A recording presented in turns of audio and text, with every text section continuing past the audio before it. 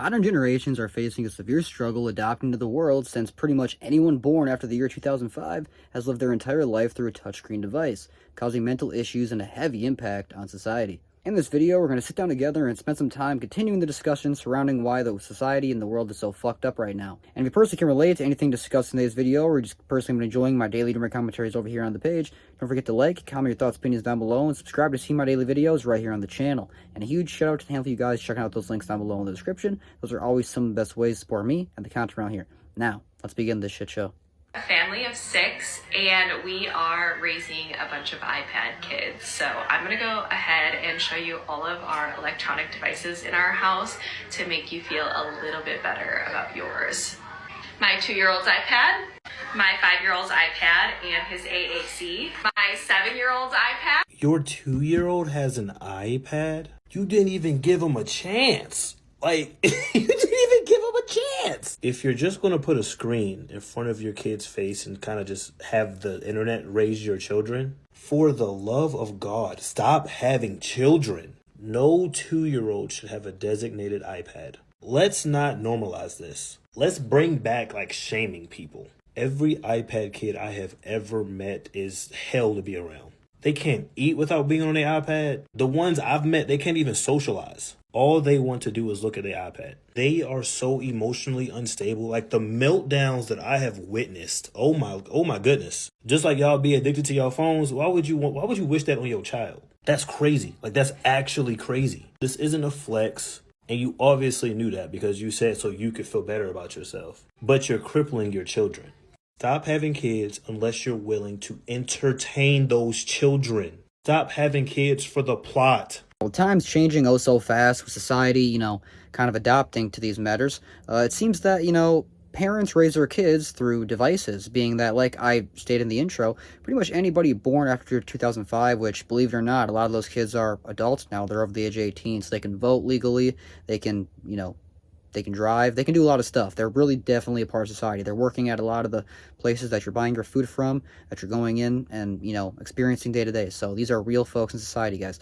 And they've lived their entire life through touchscreens, through electronics, through a different kind of means of lifestyle than you, if you're an older person watching this video, have probably lived and experienced. And there's nothing wrong with that per se, but it definitely changes the way lifestyle is and the way that the people and the population throughout society act, react, and live their lives.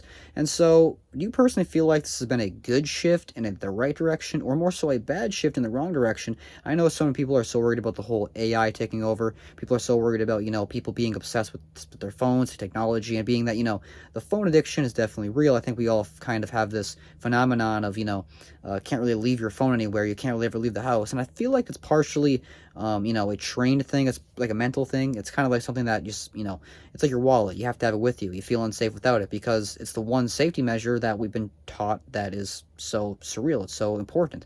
But at the end of the day, there's all studies saying that if you take a break from the internet, if you take a week off your line, if you take a week off from being online, it can genuinely have beneficial effects health-wise and mentally. So is the internet a good thing in, certain doses, or do you think this overall just has a negative effect on society? I'd love to hear your guys' thoughts and opinions down below in the comments, as well as your personal experience with the internet. And how these schools are using AI to reshape the classrooms and really change what education looks like for us. So the founders of the Alpha schools believe that the traditional education system, when you have teachers in the front of the classroom and students glued to the desk for hours, is just outdated and is not helping students succeed. Instead, students here are taught by AI for 2 hours in the morning, and that AI creates personalized lesson plans for each student just depending on their needs. Then the rest of the day, it's all about learning life skills like critical thinking and public speaking through hands-on workshops. There are no traditional teachers in these schools. Instead, there's guides who are there to give emotional support and motivate. We spoke to one of those guides. It does not take a kid being chained to a desk for 6 hours to get what they need. You can get it done in a fraction of the time. Specifically, we do it in 2, and in that 2 hours, our kids are learning twice as fast as the national average. AI is this revolutionary tool, and that's all that it is. It's a tool. You can use it to maximize your day, and you can use it to do other things, right? Jamal Gross says AI is never going to replace adult connections in the classroom, but with students learning at different paces, it's just not fair to expect one teacher, he says, to do it all. Now with AI handling academics, guides can then focus on the human side. There are more than a dozen Alpha schools across the country, including here in Texas, New York, Miami, and San Francisco. Typical tuition ranges from $40,000 to $75,000, and the founder believes that public schools can adopt a similar model in order to make this more affordable for all students. They hope this is really going to serve as the blueprint, and she says that they are already speaking to some school districts to try and help make that happen. Stuart. Next it will be AI news anchors. I can't wait. Thanks very much, Brooke. All good stuff today. I appreciate it. Thank you. Now, take a look at this head. Schools have most definitely adopted to this whole internet shift. Now, not our only stay-at-home moms pretty much, okay, they're raising their kids through Miss Rachel, so the majority of kids are learning how to talk, how to speak, how to count, how to communicate, how to share with their friends, and be a civilized human among society. Through this one person who's getting bazillions of dollars through YouTube, through a screen, and selling toys at Walmart, Target, all these great places that are all just corporate giants at the end of the day. Fortune 500 make the rich richer, right, baby? Woohoo! America, you know, this whole corporatized mess that is capitalism at its finest. The top tier, the top peak, we're living in it, folks. Whippy, yoo-hee. But really, we're really breaking it down. Even schools have adopted this, being that when I was in school, once I hit 9th grade, I had an iPad that got assigned to me throughout the entire year. After that, you know, kids started, you know, stealing the iPads. They started, like, jailbreaking them. They started not returning them at the end of the year, so they get stolen. That it's like, you know, when you don't get your library book and you can't take home your report card, similar to that. So now you get held back because you stole the school's $250 iPad because you're a degenerate. So a lot of people have these. Okay, I kind of come from a poor town, so a lot of people have this matter. But either way, with all that being said, then it got to Chromebooks where we stopped, you know, in the early high school years, you know, you carry around textbooks. You have to have that, like, cardboard paper that you put over your textbooks. A lot of you old folks probably, like, remember this. Kids these days don't have textbooks. Everything's online. So you have this one laptop, a Chromebook, which Google partners with, like, a lot of these schools. So it's a cheaper deal for them to have, like, 200 for, you know, every class, or depending on how big your class is, how big your school is. And so now even chalkboards are out of date. Most kids don't know chalkboards. It was whiteboards for a while. I had a projector. Now it's like it's a smart board. So a smart board. It's like a whiteboard on steroids plugged into the wall. So what do you personally feel like? Do you feel like this is, again, positive for society, going in the right direction? I definitely think it can be very convenient. I definitely think there's a lot of these different parts of it that can definitely have benefits to society, you know, like not having to carry around these big bulky textbooks, or, you know, losing everything, but also this has also been taken away snow days. Now when there's no school days, you still got to work because there's online classes. So it's a totally different world, but I don't think it's going anywhere. It's only going to get worse, or maybe not worse, but more involved, to say the least. Because now it's time for digital ID. Okay, 17 countries have rolled out or passed digital ID laws in the last 3 months. Can you do me a favor and explain to me what digital ID is first? It's implemented in stages, though, too. So it's implemented in stages. So digital ID is essentially tying your biometric. The ultimate goal is tying your biometrics to a essentially IP address on maybe, let's say, a blockchain, so that you can have your own social credit score based on the things you say, the things you pay, and the things you do. Black Mirror. Very 1000% Black Mirror. So basically every single Revelations type prophetic show that you've ever watched, that. Because when I think of digital ID, I have been flying a lot lately, especially with Delta, and it has digital ID on it, and it's awesome because you walk up and you're like, it shows your picture. I say TSA pre-check and digital ID. I walk up, don't take my shoes off, my belt off. It scans my thing. They don't need my boarding pass. They don't need my passport. They don't need anything. Well, I'm in. I'm like, that's awesome, bro. Yeah, it is awesome. Don't get used to traveling, though. Because beyond in this podcast, they're gonna flag your ass here in about 2 years. Shit. Yeah, bro. You won't even be able to start your car. Right, so it's that, like, inability to be able to buy or sell unless your social credit score checks out.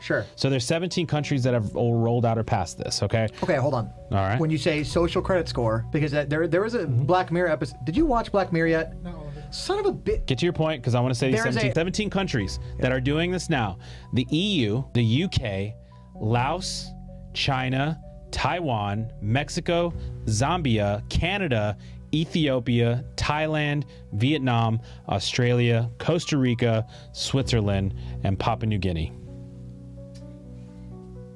Mexico is trying to, the new president is trying to pass a law saying that you can be jailed for memes or making fun of any political figures or the president of Mexico. You'll be fined up to, I want to say, $20,000 Or 3 years in prison. If you make a meme. Somebody just went to jail in the EU just over a meme. We're just continuing the discussion about what this whole video is about, is that pretty much the entirety of society is becoming digital. Your money is going to become on the touchscreen, which it pretty much already is. I mean, do a lot of you guys really still use cash? Maybe if you're buying something off Facebook Marketplace, maybe if you're meeting your dealer in the sketchy back alley.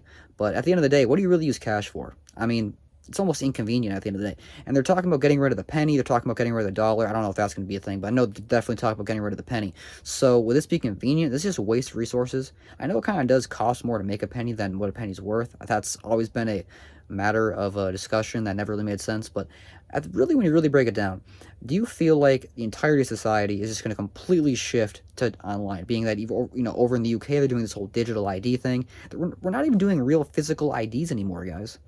So when everybody says, well, what if the internet gets shut down? Guys, if the internet gets shut down, the entirety of society will be shut down. There will be a panic. It'll be a whole crisis. Now, I know what you guys are saying. Well, Y2K?